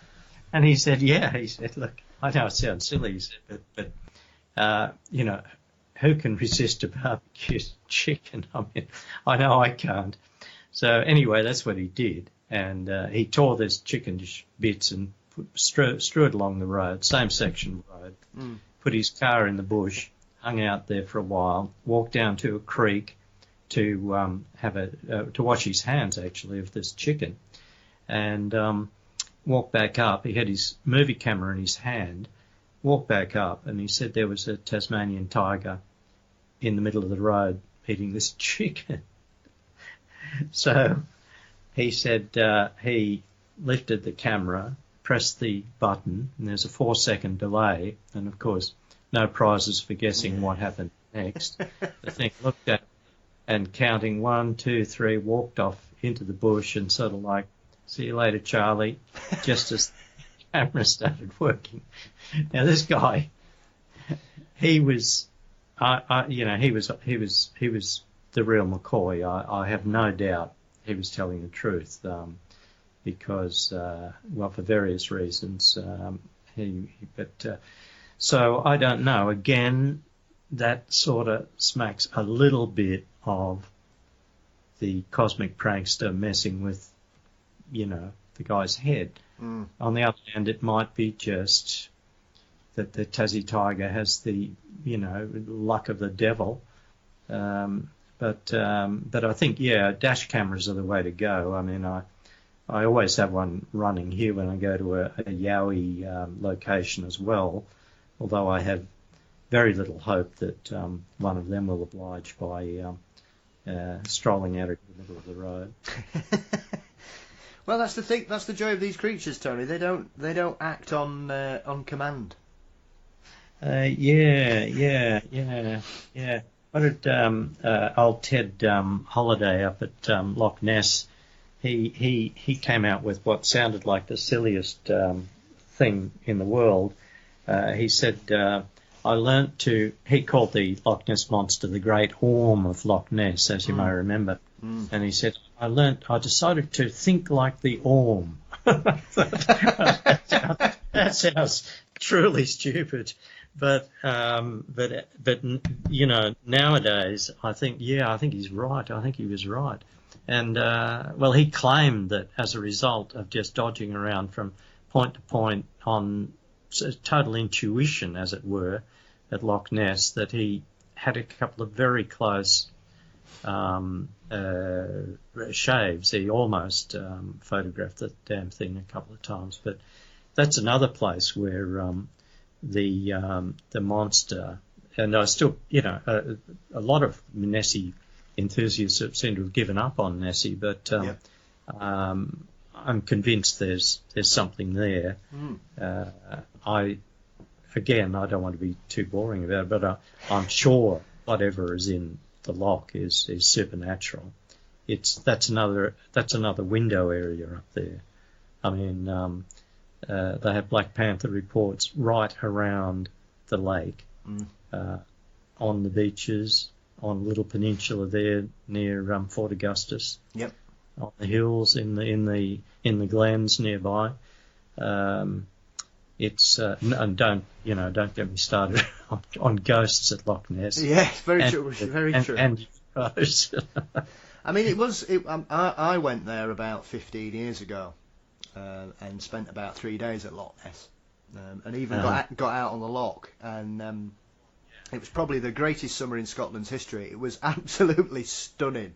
It was red hot, and it was just. I mean, even on a visual level, Tony, when the sun's out above the loch, it is one of the most beautiful places I've ever been to in the world. It was just jaw-droppingly beautiful. But I was having dinner, I think, the first night, and a guy overheard me and my partner at the time talking, and he said, "Oh, yeah." I'll not do a Scottish accent because I don't want to upset anybody. He said, "Oh, you're here for the monster?" And I said, "Well, I've obviously heard all these stories and everything." He said, "Oh, it's the black cats you need to be worried about around here." And that was the first time I'd ever heard about them. And I was like, "What do you mean?" He said, "Oh, yeah, there's loads of people. The sheep go missing all the time around here, throats ripped out. We know there's they're not wildcats. We know what they are."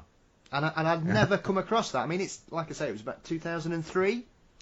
And after that, that was the first time I started paying interest into those kind of stories. And there has been a history of that up there. It's very odd because it doesn't. I think it gets overshadowed because it's Nessie or nothing for a lot of people up there. Yeah. But that's really. I'm really interested in that story of yours. Yeah, that's right. Yeah, I was there 73, 79, and 99, and then very briefly more recently. But in 99, I became aware of the big black cats and heard plenty of stories there. But Dick Rayner, of course, Dick famously was a big believer in Nessie after taking that film in 1967, and in later years became a very sceptical. and I caught up with him.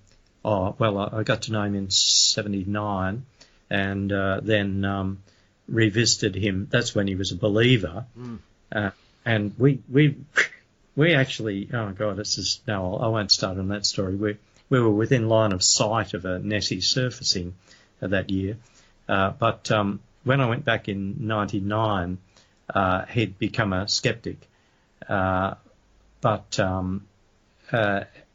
when it came to Nessie, but his wife had seen a panther, or a cougar actually, a sandy-coloured one, and when I went back in 2012, I caught up with him again, and he was still very sceptical about Nessie, but he was really into the black cats to the point of putting out game cameras.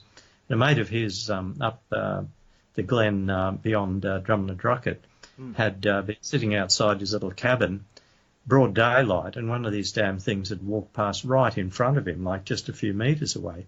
Big black thing, huge. And Dick was putting out game cameras, and I said to him, Dick, you know what these things are, in my humble opinion, is the same phenomenon as the thing that was in the lake. It's just another sort of strange manifestation of whatever appeared as a dragon-like thing in the lake now appears as black panthers, because the dragon-like things in the lake don't have a prayer in hell of avoiding being photographed anymore, right? Because there are busloads of people, all with movie cameras in their pockets, jumping out and staring at the lake now. So, as Dick and Adrian Shine say, well, all these people, nobody's photographing anything properly. Hasn't been a head and neck sighting for yonks, so they can't exist. But an old superstitious chap like me thinks, well, the Black Panthers started appearing there in great numbers, just as Nessie was finding it no longer feasible to appear as a dragon. Yeah. So I think they're shapeshifters. Honestly, I think that's what they are. Yeah. Well, hopefully we've got a friend of mine who's called Katie Elizabeth, who lives on Lake Champlain. Right. And she's full on in regards to Champ. I mean, Champ's for me, I think Champ's probably the most plausible one out there, simply because of how bloody big Lake Champlain is. It's enormous. It's about 5 times the size of Loch Ness, for a start. Oh yeah. It's an enormous body of water, as quite a lot of the lakes, and obviously the Great Lakes in the US and Canada. They're enormous expanses of water. And she's coming over to the UK next year, and is on about going up. So I tentatively said, well, if you're coming over from the States, I'll see if I can get up there, because I've got no excuse really, because it's only 40 minutes on the plane from here, and you can get there for about 30 quid, Tony. It's cheaper than the train, so by flying. Yeah. But you've got to make another pilgrimage, Paul. Really. Yeah. Another good. I was thinking the other day, another great little place with some not too many stories, but some really good witnesses is Lake Bala in Wales. It's only 4 miles long, like a mini Loch Ness. But gee, I met some nice people there back in '99, and they said, well, they described these things like great big humps and thing moving around. That's maybe if you don't feel like chilling out in Scotland, you could go there. But Lake Champlain. I hope Champ exists too, and of course Lake Champlain has the access to the sea too via the St. Lawrence. It's possible. Again, there are sort of other stories around there. Bigfoot stories down around Whitehall. Yep. There was a big outbreak of Bigfoot and UFOs activity there. Yep. UFOs are over Plattsburgh too. And of course, just north of a little bit, a few, I don't know, 300 k's north, there's Lake Pohoganamok in Quebec. That's interesting too. Lake Okanagan too is well, there's still some people over there. Arlene Gale is still very. Last time I saw her, anyway, she was really, really keen. Yeah. But that's another area where UFOs. It's a bit of a UFO hotspot, Lake Champlain. Yeah, very much so. I mean, like you say, the Beast of Whitehall is a very famous case, and it's once again, and we've also got probably the most unknown lake monster, which is the one that lives in. Now, once again, apologies for my pronunciation to anybody in Canada, in Lake Memphremagog with Memphrey. Yeah, you wouldn't be the only person who can't pronounce that. Memphremagog or something. Yeah, yes. God knows. I never got there, but yeah, that was a bit weird. Wasn't there some story of some great flaming, I don't know, something odd, some odd stuff there? Yeah. As well as stuff. It's got like flaming balls of light, and I'm trying to think if that's the area where someone's essentially saw a flaming sword in the skies. Oh, wow. I think that was around that area. But yeah, Memphrey is another one where it's a tantalising collection of stories, but it's probably the least well known because I think only one person tends to deal with that, and they're very sort of, they seem to keep everything close to their chest, which is understandable in some ways, but very frustrating in others for people like ourselves. Yeah. So, Paul, how did you get into cryptozoology or Fortean research yourself? You sound reasonably. You guy in your 40s, or no? Wait a minute. Yes. You must be. Yeah. I am. Yes. I mean, yeah. You're really across the whole subject. Though I was going to say, you must be older because you know all this stuff, but. Well, I'm. It's something that's always interested me across a range of phenomenon, Tony. I'm a bit like yourself. I'm really interested in cryptozoology, but poltergeists are what fire my juices up, as you were. I grew up in a haunted house. Oh, is that right? Yeah, it was a converted vicarage from the 18th century. Was my first house. Oh, gee. Oh. We had the vicar's secret drawer of stolen panties or something. No, it's nothing that scandalous, I'm afraid. But the thing that for us that was the most inexplicable, and it might sound strange, was that we had a flushing toilet. So you had to physically pull the chain. Yeah. It's not like these days where you can get toilets that are timed or you just touch a little button and it goes. This was a physical chain. Yeah. And the toilet used to flush all the time on its own. All the time. Oh, my God. Oh, yeah. And anything else? You didn't see the vicar floating around? No, we didn't. Now, I don't remember this very well. My parents remember it better than I do because I was 3 or 4 at the time, and I had a gentleman that would sit on the edge of my bed every other night and talk to me for an hour or so. Oh, well, really? Yeah, and your parents reminded you of this, did they? Yeah, because I would talk. They could hear me talking constantly, and when they would ask me who it was, I would just say, "Oh, it's the nice old man." Oh, God. Oh, gee. Oh, wow. Well, yeah, it's funny, isn't it? As you may remember from our Australian Poltergeist book, there was that case from Alice Springs, yes. The nice old man case, where a 4-year-old girl was telling her mother, it's this nice old man, can't you see him? And then, of course, all the other poltergeist stuff started big time. But was he the guy that was known in the area? He was a friendly, jovial chap. Everybody in the area loved him. Worked hard all his life, and he retired. Planned to do everything he'd never done, and he dropped dead within about 3 months of retiring. Yeah, poor bloke. Yeah, he Yeah. dropped dead on his own doorstep. He'd just been getting ready for his big trip around Australia that he'd always dreamed of. Poor bloke. And he was a very keen gardener, as you may remember. He had massive oranges and grapefruit, and he used to give them to his neighbours. He had so many. Yeah.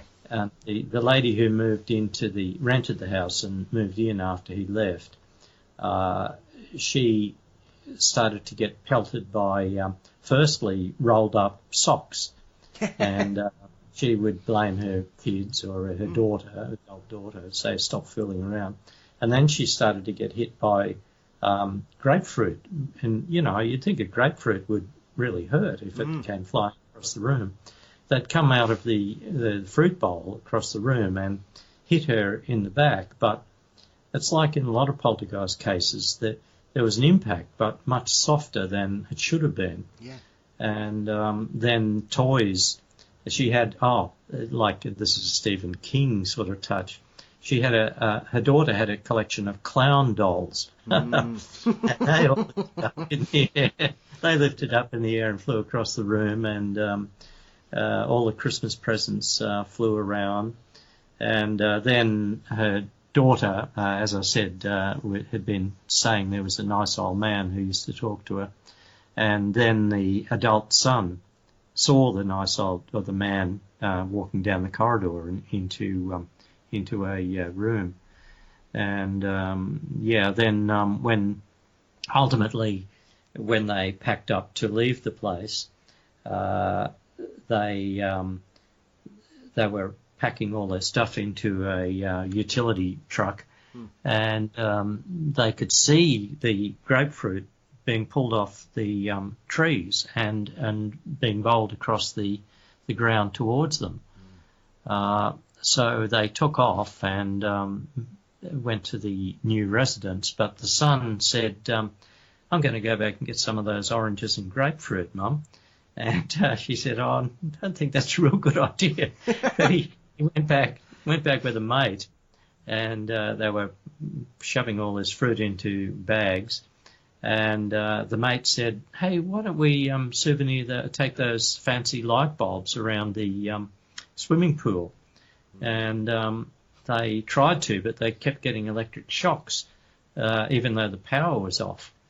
And then they went back to the new residence, and the son was carrying an armload of these stolen fruit through a side gate, and the gate inexplicably hurtled around and hit him in the face and nearly knocked him out, just busted his nose. So, that was the nice old man. Well, he was nice to the... He was nice to the toddler, but... So you had the nice old man, and... but have you, being primed as a kid by this sort of ghostly environment, have you sort of had any other odd experiences since? Yeah, we've lived over the years. We never had anything after we moved house, because the only other aspect, we had quite a lot of apports. Obviously we had the strange flushing, footsteps. We had carpets rolled up, baths being run. The usual knockings, things disappearing and reappearing over a 3 or 4 year period. We found a grave in the front garden. Oh hell! Really? Yeah, 4-year-old girl. Oh jeez, really? Yeah. How? You're just gardening and found the corpse. But yeah, my dad was going to renovate, so he was digging it over, and he hit something, and it wasn't far down, Tony. It was only about maybe a foot beneath the ground, and we thought, it's a bit of a big stone. Started clearing it away, and it was a gravestone, flat gravestone, about 4 foot by 2 foot. Oh. And obviously we had to get everybody in. Where the house was, it was 20 yards from the church and the graveyard. Oh, right. So whether the original grave ran across, or was it a child born out of wedlock, or was it a servant and they couldn't afford it, or was there actually a grave there? And or we know that in certain buildings they've reappropriated gravestones for flagstones and things like that. For sure. I mean, Sheffield, where I live in the north of England, Tony, our cathedral in the city centre, around it there is no graveyard there anymore, but the gravestones are the flagstones. Oh yes, I've seen that done. Yeah. So was there a? So there was just the stone. There was no body under the stone. No, there was some fragments, but there wasn't a complete skeleton or anything like that. Was there any date on the stone, or?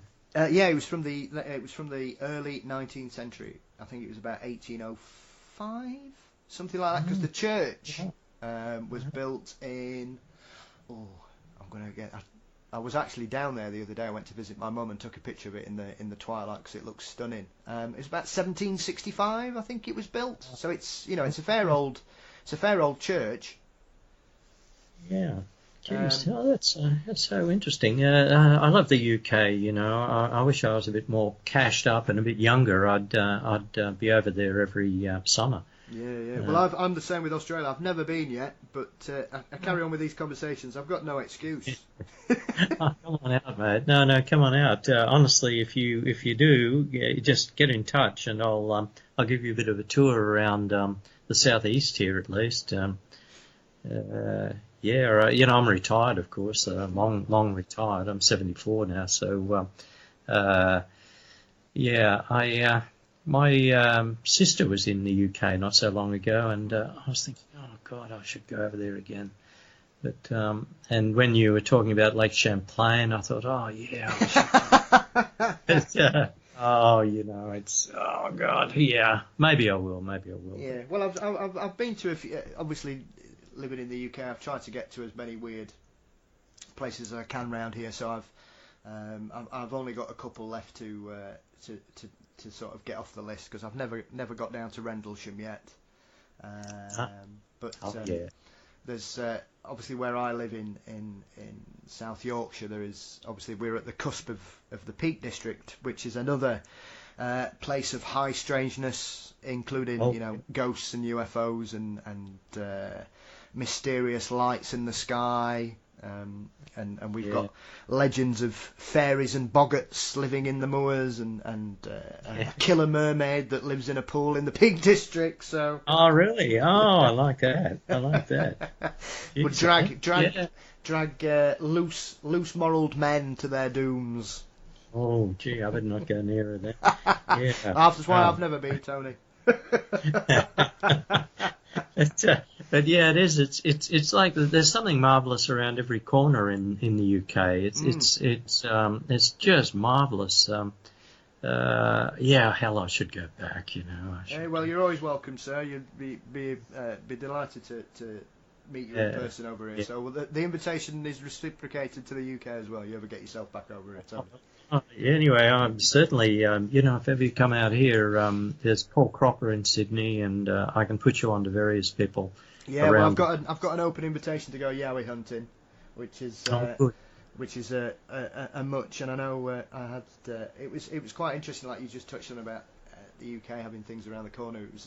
I was speaking to the American author Linda Godfrey the other week, and she was saying people always say when they read her books, what's the best piece of advice for somebody that wants to start going out there? And she says, well, you should always look on your doorstep, because most people look around the world and ignore everything that's right in front of them.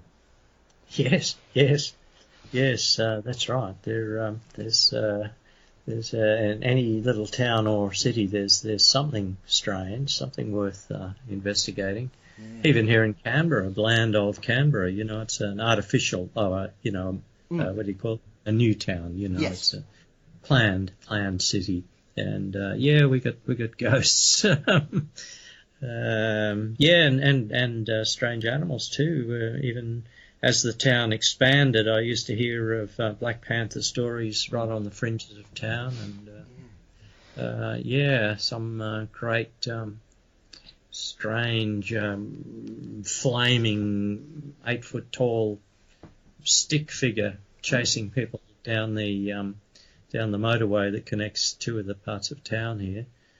Yeah, there's something strange everywhere. Though when we were preparing Australian Poltergeist, we assiduously sort of gathered all the poltergeist cases we then knew of and put them. There was one pretty full-on case that we agreed not to include because the lady concerned she was just too upset. She said, please, just, I'll tell you about it, but don't write it up. But that case, that rings a faint bell. The one, were they in a sort of a desert area, like a lot of washaways, eroded looking territory?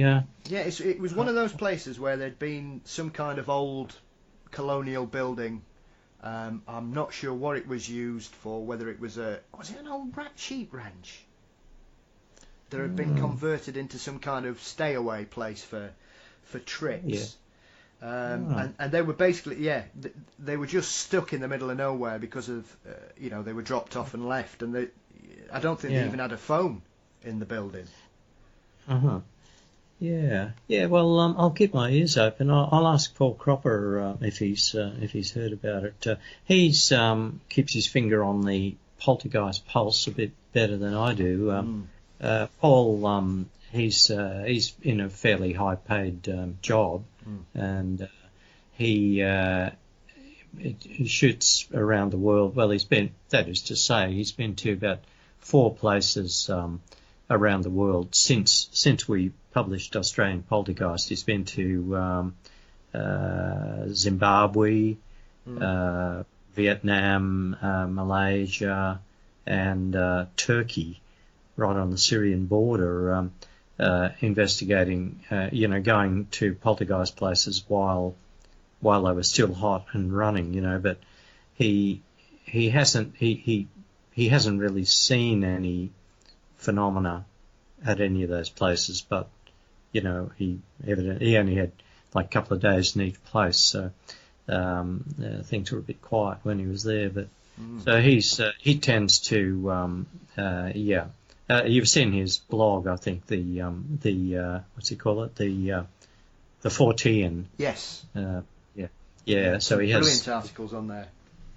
He when he runs across a good poltergeist case, he often puts it on there. And of course, he co-authored a couple of poltergeist cases with me and with that Canadian guy. What's his name? Paul, someone or other. For 40 Times. I know exactly who you mean. His name escapes me as well, so I'm having a mid-senior moment. Get used to them because I can't even remember the names of those cases now. They are really good. They're really full on. There was one in Quebec. Anyway, Paul Cropper. He's very. He's got a lot of energy. He keeps his finger on the poltergeist case pulse. I mean. Yeah, absolutely. So, as we've referred to, and I'll begin to let you go and enjoy the rest of your evening, Tony. So, thank you once again for your time today.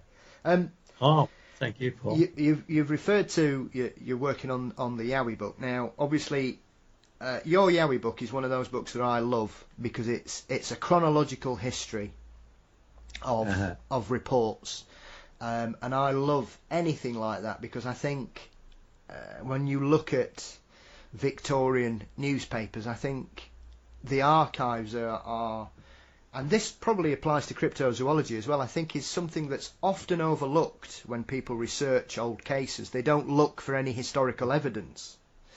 And obviously there's a very famous case that's in America, the Bigfoot case with the hunters, the gold prospectors that were basically scared away by Bigfoot, and that's all sort of having a new lease of life because there are newspaper reports at the time. So were you surprised when you started doing the research on the original book and obviously going forwards with the new one, Tony, how much had been written about hairy men 150 years ago? Well, when we first started writing about the Yowie, that was in Out of the Shadows back in 1994. We only had 87 reports in those days. A couple of them were, a few of them were colonial era, 3 or 4 of them. And like you, I really value the old reports, newspaper reports from 150 years ago. You know, it gives a depth to the stories, depth to the mystery, and it's really interesting to see how people perceived or interpreted the events back in those days. As you said, in our book, The Yowie, 2006, we had 300 reports, and a lot of them were 19th century reports. I think 50 or so of them. Since 2006, we've dug up an awful lot more colonial era reports dating from about 1820, and that's why we're doing this second book, really, because we thought, well, we can't let these old reports get scattered and lost again. So we packaged them all together, and with thanks mainly to the generosity of our mate Dean Harrison, who runs that Australian Yowie research outfit that you referred to. Dean's been a good mate for 25 years now, and he channels all the best of the interesting new reports to us. And Paul and I, particularly Paul, often interview the people either over the phone or we drive out to wherever they are and interview them. So Dean has, thanks to him, we've got hundreds, a couple of hundred juicy new reports. That is post, say, 1975 to 2019. So the reports now cover 1820 to, well, by the time we finish the book, it'll be 2020. Yeah. So look, I'll definitely put aside a copy for you, Paul. I really appreciate your interest. No, hey, did you get that? It's not arrived yet. It's not arrived yet, Tony. But I can't really say anything because of my employment. So, no, it's were you associated with the post office, are you? I couldn't possibly comment. Okay. Yeah. No, I'll blame the. No, look, I reckon the blame lies with the Australia Post, as they call our post office here. I got a card from someone in the States the other day, and it took 35 days for this card to arrive. You know, airmail. I think when I posted that book, Australian Poltergeist, recently, the tag on the package said should arrive in 6 days. Well, it's probably been about 14 days already. Yeah, well, it's typical, Tony. I would imagine I may finish this conversation, get downstairs, and find the postman's been. Oh, it'd be nice if. Anyway, don't worry. It may not arrive. It'll get there eventually. That's all right. To be honest, I've never had anything sent from Australia before, so I'm not sure how long it normally takes. But not to worry, you're kind offer. As soon as it arrives, don't worry, we'll sort everything out. So when are you planning on getting the new Yowie book out then, Tony? Well, the way it's looking, it'll be in 2020. I mean, there's no point in me saying it'll be this year because, heck, it's nearly Christmas. It'll be sometime next year. So that's going to be called the Yowie File. The title is a bit of a tip of the hat to old John Green, who one of his books was called the Sasquatch File. Mm-hmm. And we're inspired a bit in part by Janet and Colin Board's Bigfoot case book, Yep. that sort of format, and Yes. And also by William R. Corliss, the source book. So then after that, I want to finish. This will give you an idea of how quickly I work. I've got an unfinished manuscript that I put aside in 1982 as it's the story of that 2-year monster safari around the world. Because I went to, as I said, I went to Fiji looking for little hairy fairy-like mini Bigfoots, and then to Ireland with all the lake monsters, and Scotland, and Canada and the States, and Bahamas looking for hairy ape men, and then to the Himalayas, and then down to Malaysia, the orang mawas, the hairy ape men there. Yeah. Back to Australia, and as soon as I got back to Australia, I mean, within, I don't know, just a few weeks of getting back to Australia, I was introduced to young Paul Cropper, as he was in those days, and we met when we were looking for the Tasmanian, the Kangaroo Valley black panther. So then of course there was the Yowies and everything else. So. And now recently New Zealand. Oh God, don't get me started. So but I'd love to get back to the UK, mate. So I don't know. Maybe one of these days. Well, let's hope so, Tony. Well, listen, thank you so much for all your time and conversation today. It's been absolutely fascinating. So really do appreciate you spending some time talking to us today. Where can everybody find your work and get hold of a copy of these fabulous books that you've co-authored over the years?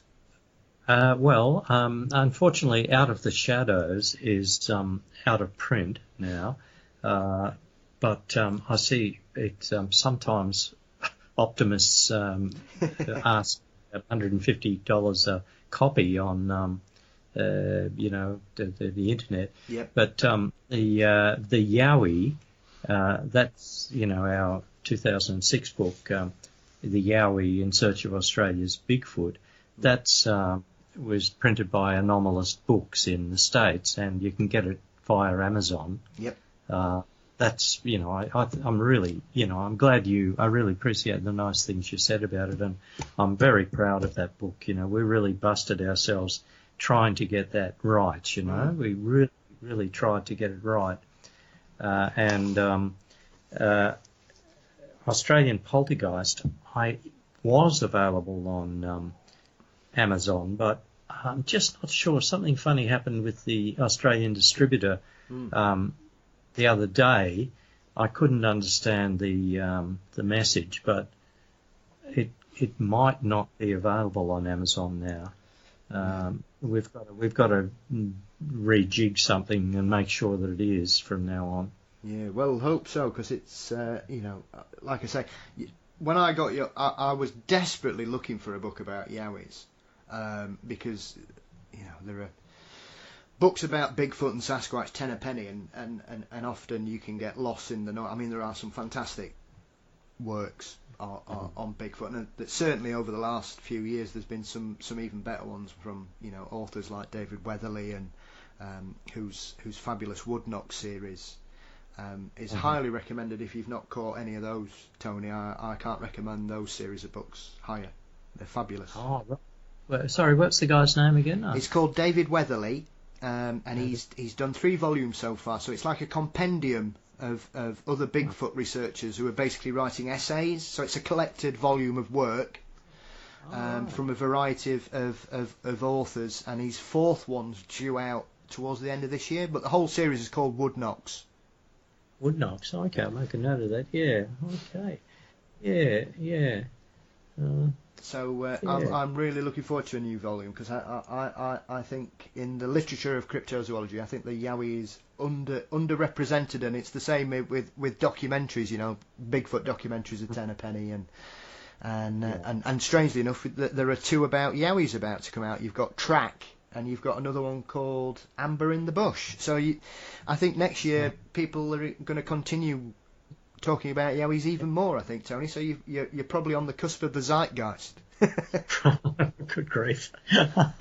Oh, well, we'll just see what happens. We'll blunder on through. But anyway, Paul, I really appreciate your interest, mate, and it's great. It was great fun talking to you. No, my pleasure. Well, listen, thank you again for your time today. You take care, and we'll speak again. All right, my friend?